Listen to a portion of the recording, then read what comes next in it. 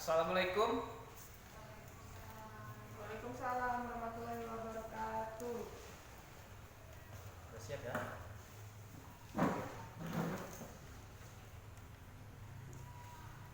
Lanjut. Yang ngomong jeda Jeda.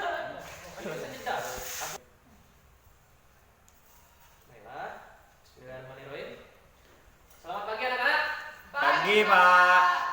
Bagaimana kabarnya? Alhamdulillah baik. Alhamdulillah baik. Gimana? Apakah sudah siap untuk mengikuti pembelajaran pada hari ini? Siapa? Ya udah, kalau begitu untuk ketua kelas pimpin doanya terlebih dahulu ya. Tono, silakan. Baiklah kawan-kawan, sebelum memulai pelajaran hari ini ada baiknya membaca doa terlebih dahulu. Berdoa dimulai.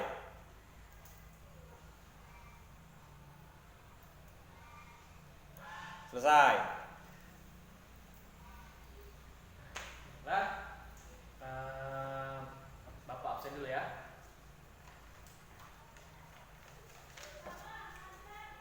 Jija, Hadir Pak. Mita, Hadir Pak. Monik. Monik tidak masuk Pak. Kenapa ini Monik gak masuk? Katanya demam. Demam ya? Ada suratnya atau keterangan lain? Itu Pak ada di sudut Pak. Oh ini ya suratnya. Iya Pak. Kasih ya. Oh, Monik sakit. Yang dekat dengan rumah Monik siapa ya? Saya Pak. Jija deket ya?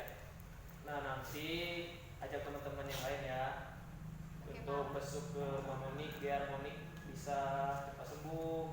Doain juga Monik biar besok bisa masuk dan berkumpul dengan kita lagi ya. Ya, Pak. Amin. Reno? Alfa, Pak. Tadi ketemu di jalan. Oh Reno gak masuk ya? Ada surat yang semacamnya? Gak ada? Nanti, Pak. Berarti Reno apa ya? Tono? Hadir, Pak. Yoga? Hadir. Jumlah siswa kita ada 6, yang masuk ada 4, yang nggak masuk ada 2. Mungkin Bapak mau memberikan sedikit wejangan ya untuk kalian bisa semangat hari ini belajarnya. Iya Pak. Nah, di sini kalian pasti mempunyai cita-cita dan keinginan masing-masing kan. Nah, ada yang mau bercerita nggak tentang cita-citanya? Mungkin Mita? Mau jadi guru Pak. Kenapa mau jadi guru? Mau ngajarin anak-anak supaya pintar, cerdas. Cita-citanya mulia sekali ya. Kasih aplaus dong buat Mita. Ada yang mau bercerita lagi? Saya, Pak. Wih, Tono semangat sekali sepertinya. Kira-kira apa cita-citanya Tono? Saya pengen buka usaha, Pak. Usaha di bidang apa Ton? Wirausaha, seperti membuka bengkel, Pak. Wih, tepat sekali kalau kalian masuk di sekolah teknik mesin ini. Apalagi kalau kalian mau berwirausaha di bidang bengkel. Oh, bengkel motor, mobil? Motor, Pak. Wih, motor ya. Bagus, bagus. Nah, karena itulah untuk mengejar cita-cita dan keinginan kalian itu, kalian waktu muda inilah kalian harus belajar setinggi-tingginya agar pendidikan kalian nanti bisa membantu kalian untuk menggapai cita-cita tersebut. Bapak doakan semoga cita-cita dan keinginan kalian terwujud di masa depan nanti. Amin. Mungkin kita akan masuk ke materi kita pada hari ini. Ada yang tahu materi kita hari ini apa? Pengukuran Pak. Benar Pak? Oh benar, benar. Itu pengukuran itu minggu lalu tapi Oh iya Pak. hari ini kita lebih spesifik. Nah, jadi hari ini kita masuk ke pengukuran jangka. sorong. Bagus, bagus. Ada yang sudah belajar atau sudah tahu apa itu jangka sorong? Belum Pak. Belum ya. Materi yang minggu lalu tentang pengukuran masih ingat kan? Masih Pak. Masih ya. Coba Bapak tes dulu nih. Tono? Tahu apa itu pengukuran minggu lalu? Ini materi minggu lalu Bang. Pengukuran. Lupa, Pak. Cuman kemarin aku lihat bapak aku ngukur-ngukur pak. Oh, itu ngukur apa itu? Ngukur kayu pak. Ngukur kayu. Iya pak. Pakai penggaris. Pakai pengukur meteran itu nah pak. Oh, yang Buat kayu. meteran gulung itu ya? Iya pak. Nah, itu salah satu bentuk dari kegiatan mengukur kan. Bagus. Jadi ada yang tahu? Yang lain? Dija mungkin? Duh, Dija pasti nggak belajar ya. Makanya sering-sering baca buku, Dija, jangan main-main HP terus. Mungkin kita tahu apa itu pengukuran? Bisa menjelaskan secara definisi? Kegiatan membandingkan sesuatu yang diukur dengan alat, Pak. Wih, mantep, tepat sekali. Ada yang bisa mengulangi dari definisi Mita tadi? Itu jawaban yang paling tepat loh. Tono mungkin bisa mengulanginya? Lupa pak. Kurang besar pak suaranya pak. Bisa ya? Mungkin bisa diulang lagi Mita biar teman-teman yang lain bisa mengerti. Kegiatan membandingkan sesuatu yang diukur dengan alat yang digunakan sebagai acuan atau patokan yang sudah distandarisasi. Bagus. Jadi materi kita pada hari ini kan mata pelajaran kita yaitu pekerjaan dasar teknik mesin. Nah, di dalam pekerjaan dasar teknik mesin itu ada kegiatan yaitu melakukan suatu pengukuran. Nah, biasanya dalam industri manufaktur itu menggunakan pengukuran dari jangka sorong. Baiklah, sebelum masuk ke materi, Bapak akan menyampaikan capaian pembelajaran kita pada hari ini. Standar kompetensi yaitu memahami dan menggunakan alat ukur mekanik presisi. Untuk standar kompetensi dasarnya yaitu yang pertama, siswa dapat mengidentifikasi pengukuran menggunakan alat pengukuran jangka sorong atau alat ukur lain yang baik dan benar dalam bentuk pengukuran secara langsung, lisan maupun tertulis. Yang kedua, siswa terampil menggunakan alat pengukuran seperti jangka sorong maupun alat pengukuran lain. Nah, di dalam dunia industri manufaktur berdasarkan interpretasi baik secara langsung, lisan maupun tertulis dengan rasa ingin tahu, bertanggung jawab dan komunikatif yang baik. Jadi dari tujuan pembelajaran hari ini, Bapak itu mengharapkan kalian bisa mengerti tentang alat ukur jangka sorong dan kalian bisa terampil menggunakan alat pengukuran jangka sorong tersebut. Nah, ini Bapak akan mengulas kembali tentang materi yang minggu lalu agar kalian bisa ingat.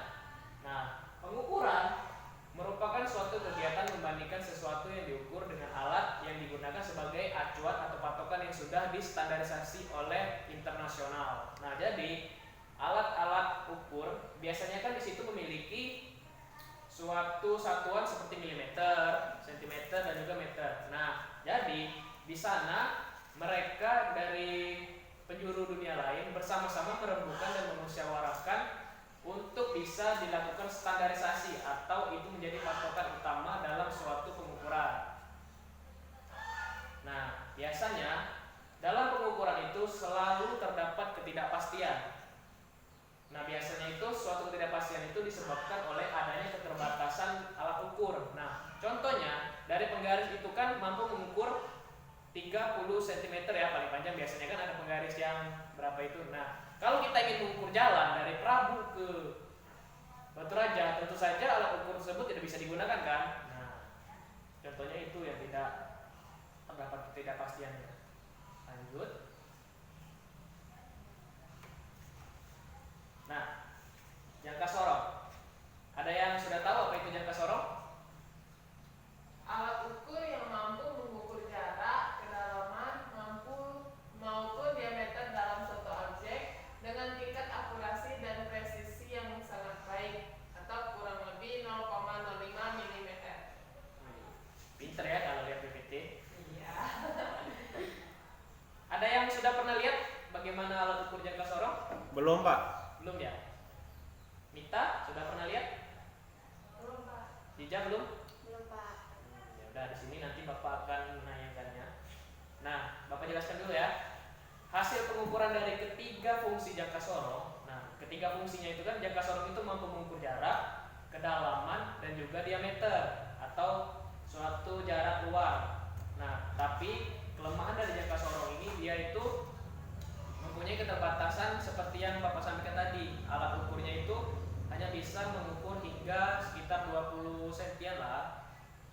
Dia tidak panjang, tapi kelebihannya dia mampu mengukur secara presisi dan juga tingkat akurasinya sangat tinggi pada benda-benda yang tipis dan juga kecil. Nah, alat ini dipakai secara luas pada berbagai bidang industri engineering atau teknik, mulai dari proses perancangan, manufaktur, dan juga hasil pengecekan akhir produk. Coba Bapak tanya dulu, apakah penjelasan Bapak terlalu cepat atau bagaimana? Terlalu cepat, Pak. Terlalu cepat. Kurang memahami jadi kami, Pak. Tono yang nggak paham di bagian mana toh? Jadi pengukuran tadi, Pak. Oh, dari pengukuran ya. Bapak ulangi lagi ya. Nah, pengukuran itu Ton, seperti yang Tono sampaikan tadi kan, Tono pernah kan melihat Bapak Tono tadi mengukur kayu kan? Ya, Pak. Nah, jadi pengukuran itu suatu kegiatan yang membandingkan antara misalkan kalian dapat pengukuran sepanjang ini. Nah, sepanjang ini. Tapi kan kita tidak mungkin nanti untuk mengukurnya dengan menyatakan, oh, misal kita ini sepanjang ini Pak, kita kan tidak mungkin untuk melakukan menyebutkannya dengan sepanjang ini kan? Ya, Pak. Pasti kita itu harus menentukannya dengan angka. Nah, jadi itulah apa guna dari pengukuran itu toh. Jadi dia itu bisa membuat orang lain tahu bagaimana panjang suatu kepastian, sepanjang suatu kepastian yang dinominalisasikan oleh angka tersebut toh. Yang lain? Cukup Pak. Cukup ya, kita lanjut ya. Nah, jangka sorong. Tadi kan sudah, inilah kelebihan jangka sorong. Yang pertama itu tingkat akurasi dan tingkat presisinya tinggi untuk mengukur benda-benda kecil dan tipis. Nah, biasanya jangka sorong ini kita gunakan untuk membuat, misal ya, pada industri otomotif biasanya suka melempar mesin, yang mungkin kalau pernah melempar mesin kan? Ya, Pak. Untuk mengukur dari lebar atau lebar lubang blok itu menggunakan jangka sorong ini. Mudah digunakan, mudah dibawa, dan juga tidak membutuhkan perawatan yang khusus. Nah, karena itulah kelebihan-kelebihan yang inilah seorang engineer atau insinyur biasanya menggunakan jangka sorong daripada alat ukur konvensional lain.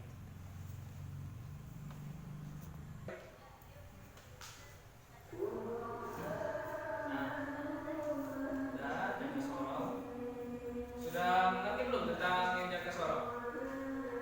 Apa itu jangka sorong tadi sudah tahu kan? Iya Pak. Di sini Bapak akan menunjukkan gambar dari jangka sorong. Karena Bapak nggak bawa jangka sorongnya tadi, lupa. Soalnya bagi kita masih dikunci tadi. Jadi Bapak tampilkan di PPT saja ya. Nah, inilah anak-anakku. Itu bentuk dari alat ukur jangka sorong. Di sini kita akan masuk pada bagian-bagian dari jangka sorong. Yang pertama yaitu rahang bawah atau rahang bawah. Nah, ini untuk mengukur diameter bagian luar atau bagian luar dari panjang benda kerja. Ini rahang dalam atau rahang atas. Fungsi dari rahang atas atau rahang dalam ini itu berfungsi untuk mengukur diameter dalam atau suatu lubang di dalam pipa. Nah, yang ini skala Vernier atau skala Noniusnya. Biasanya itu skala Nonius atau skala Vernier itu selalu bergerak. Itulah ciri dari skala Nonius, di bawah dan letaknya selalu di bawah. Yang kedua yaitu skala utama. Nah, kalau skala utama dia terdapat pada badan jangka sorong tersebut. Ciri dari skala utama itu dia akan selalu tetap, tidak akan berubah. Nah, yang selanjutnya yaitu baut pengunci rahang. Nah, fungsi dari baut pengunci rahang ini, nah misal ya kita ingin mengukur diameter dari pena ini. Nah, kita taruh di sini. Nah, nanti ini skala Noniusnya kita geserkan, kita jepitkan pada pena ini. Nah, selanjutnya maka baut pengunci rahang itu kita kencangkan sehingga ukurannya nanti tidak berubah, bisa dikunci. Itu fungsi dari baut pengunci rahang. Nah, selanjutnya yang ini tangkai ukur kedalaman. Nah,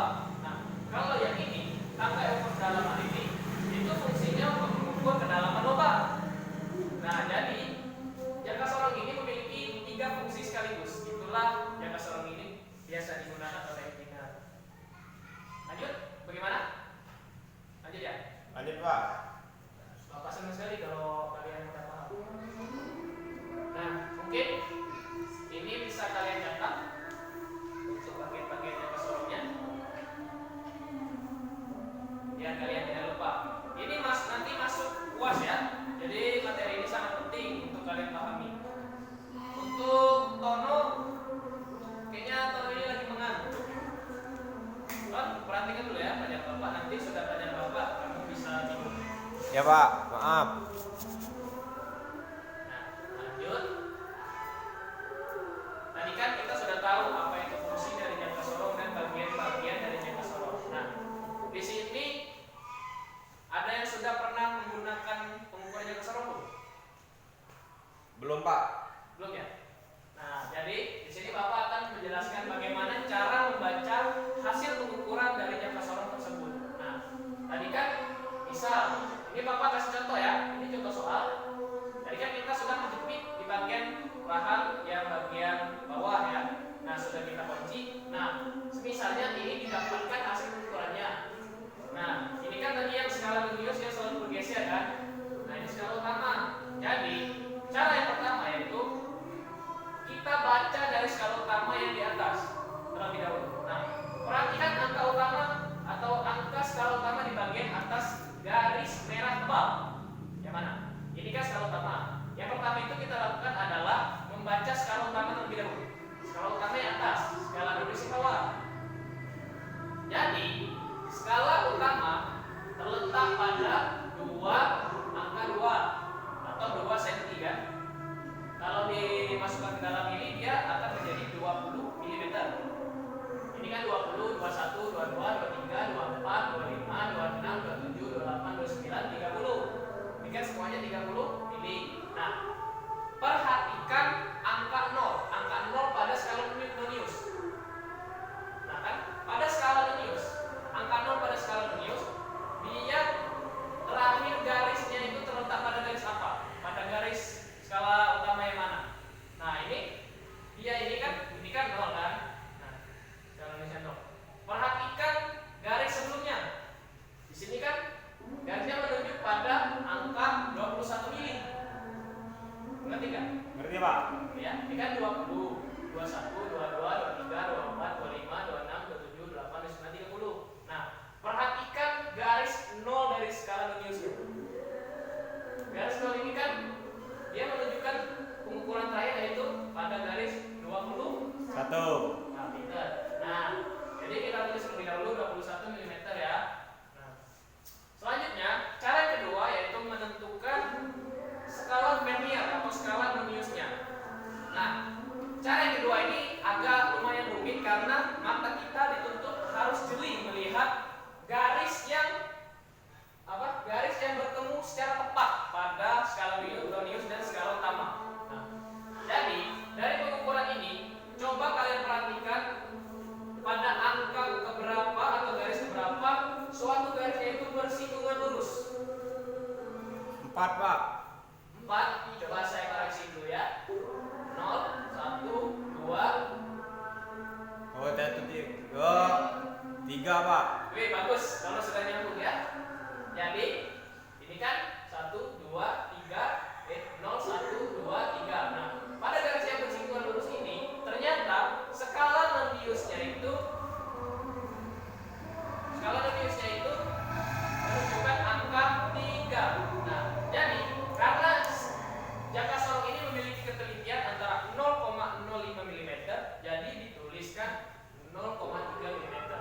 Ingat ya, biasanya skala Lunius itu dipasang pada bagian belakang skala utama. Nah, kalau kita sudah mengetahui skala utama dan juga skala Luniusnya, untuk hasil akhir yang presisinya maka kita tambahkan skala utama dan skala Lunius.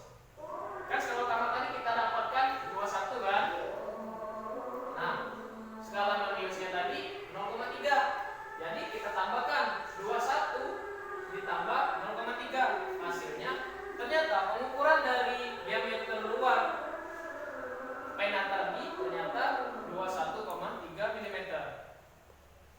Masih ada yang bingung anak-anak? Paham Pak? Jangan paham-paham saja toh, nanti Bapak tes loh. Insya Allah bisa Pak. Oh, bagus kalau bisa ya. Ini nggak ada pertanyaan lagi? Lanjut Pak. Lanjut. Udah, kita lanjut ya. Nah, ini contoh soal yang kedua. Maaf, ini contoh soal yang kedua ya. Nah, mungkin di sini ada yang bisa jawab bagaimana cara kenapa angka 10,2 cm ini bisa dapat. Ada yang bisa menjelaskan bagaimana cara melakukan pengukurannya? bisa maju. Garis bawah sejajar dengan garis atas, Pak.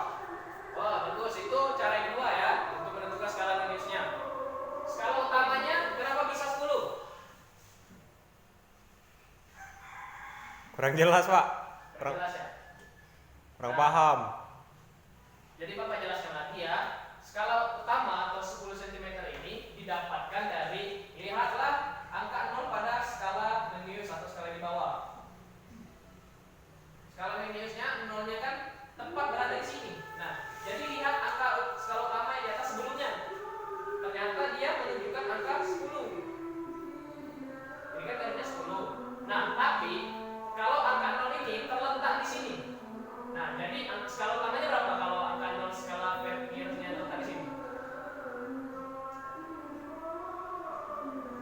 1, 2, 3 ber. 3. Nah, ngerti belum? Bagaimana cara menentukan skala utama? Ngerti, Pak? Kita lihat angka 0 pada skala Vernier-nya. Iya, Pak. Bapak tes lagi ya, coba minta. Kalau angka 0-nya terletak di sini, skala utamanya berapa? 1, 2, 3, 4, 5, 6, 16, Pak. Wih, bagus. Ternyata kita salah. Satuan ini ternyata sentimeter. Jadi kalau dihitungnya itu kan dari sini ke sini, yaitu ini kan 10 cm, terus yang ini 11. Berarti di sini yaitu kalau berada di sini 1, 2, 3, 4, 5, 6, dia jadi 10,6. Beda dengan yang tadi karena yang tadi memiliki ketelitian 0,05. Perhatikan saja angkanya di sini. Kalau di sini 10 kan? Kalau di sini 10, di sini misalnya 20. Nah, kalau di sini 20 berarti yang di sini dihitung 22, 10, 12, 14, 16, 18, 20. Nah, jangan terkecoh ya. Iya, Pak. Perhatikan angka-angka yang di sini. Nah, kalau ini 10, ini 11. Kalau yang tadi kan berbeda. Nah, kita bahas yang soal ini, skala utamanya kan 10. Nah, nanti skala Memmiusnya ada yang tahu mengapa bisa dapat 0,2? Karena sejajar, Pak. Yang mana tahu? Coba lanjut, Bang. Oh ya udah, terlalu malu ternyata. Karena sejajar, yang mana? Garis yang mana?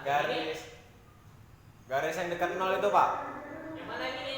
Sebelahnya, Pak. Nah, ini, Pak. Ini. Iya. Sebelah sana, Pak. Ini. Geser, Pak. Yang ini. Iya, Pak. Wah. Sejajar yang di atas. Betul toh? Itu biasa didaftar 0,2 karena dia garisnya bersinggungan. Bagaimana? Apakah yang lain sudah paham bagaimana caranya? Paham, Pak. Paham ya? Bagus, kita tepuk tangan dulu pada diri kita. Bapak sangat senang sekali kalau Bapak sekali lewat menjelaskan seperti ini kalian langsung paham. Mungkin lanjut ya. Lanjut, Pak.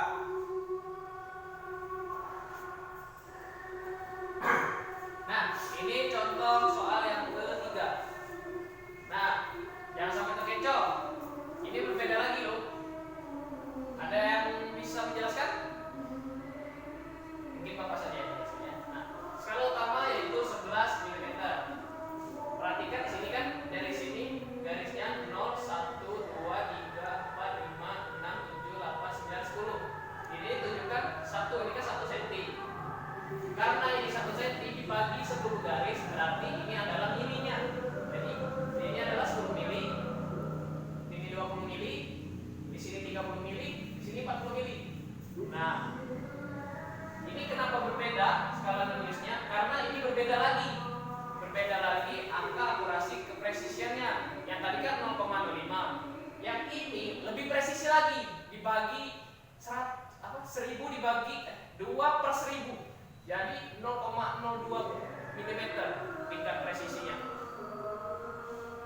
Jadi kita dapatkan kan di sini angka 0. Nah, di sini angka 0, kita lihat di sini skala utamanya berarti 11. 11. Skala Vernier-nya dia bersinggungan pada garis sekitar di sini. Mungkin Bapak coba koreksi ya, Bapak salah lihat atau bagaimana. Kalau yang Bapak lihat sepertinya berada pada angka 6 atau 7. Benar bukan? Ya, Pak, antara. Antara itu ya. Nah, kalau kita lihat antara seperti ini, berarti kita bagi dua. Di sini kan menunjukkan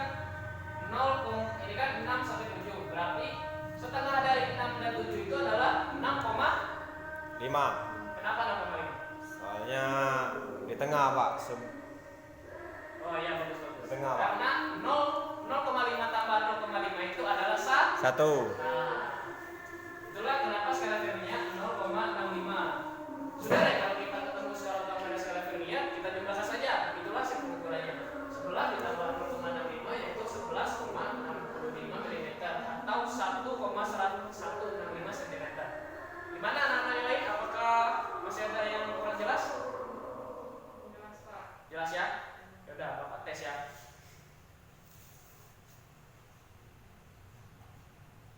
Nah, di sini kan ada 3 soal. Coba kalian diskusikan terlebih dahulu dengan teman-teman sekelas. Nah, sini Bapak mau tes dulu ya. Untuk soal yang pertama, coba Bapak tes Jija. Bagaimana Jija? Berapa hasilnya? 26,6. 26,6. Coba Bapak cek dulu ya. Di sini, oh masih salah Jija ternyata. Jija belum paham ya ternyata. Di sini adalah 27.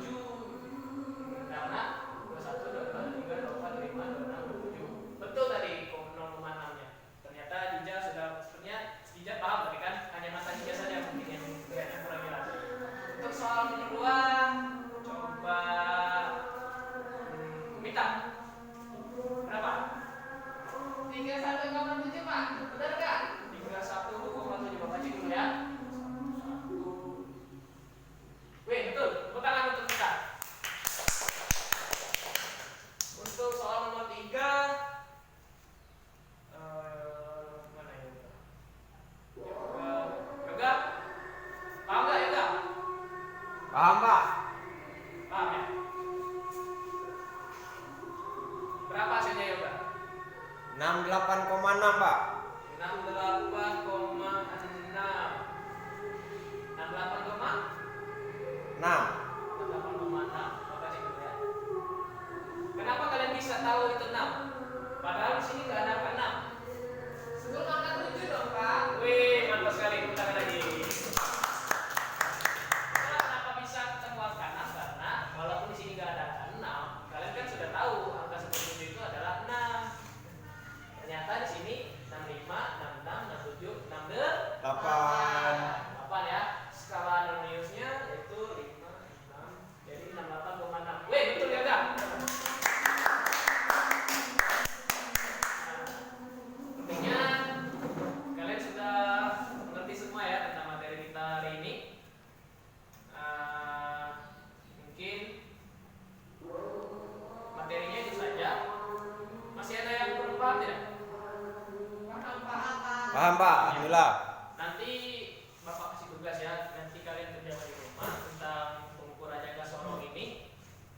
Nah, jadi Bapak tegaskan sekali lagi, kalian jangan malas-malasan untuk belajar karena cita-cita kalian itu tidak akan bisa dicapai kalau kalian pada masa mudanya ini malas-malas untuk belajar.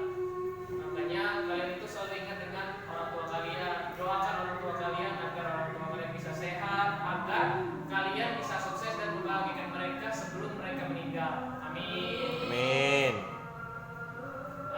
Untuk pertemuan minggu depan, kalian coba cari materi tentang mikrometer sekrup. Ya, untuk mikrometer sekrup.